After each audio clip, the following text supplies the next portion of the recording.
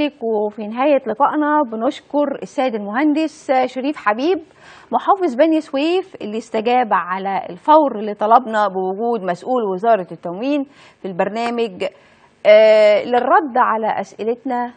وما ننساش نشكر طاقم مكتب سيادة محافظ والتعاون الكبير من خلال وقت بسيط مع إعداد البرنامج، ونشكر الأستاذ محسن فرغلي وكيل وزارة التموين بمحافظة بني سويف. بنشكر حضرتك يا فندم.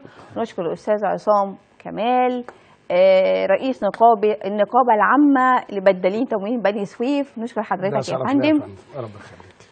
ونحب نوضح ونأكد إن التعاون مطلوب من الجميع، سواء من المسؤول الصغير قبل الكبير أو التاجر أو المواطن.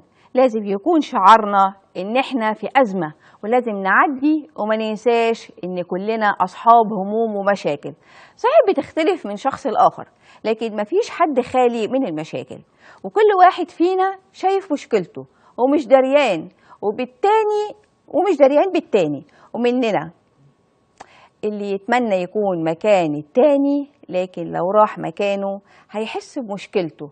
رسالتنا واضحة، لابد ان الجميع يتعاون. وأنا من هنا ومن خلال برنامجي وفي وجود مسؤول وتاجر بقول بلدنا غالية علينا، ومن غير بلدنا ما نسواش.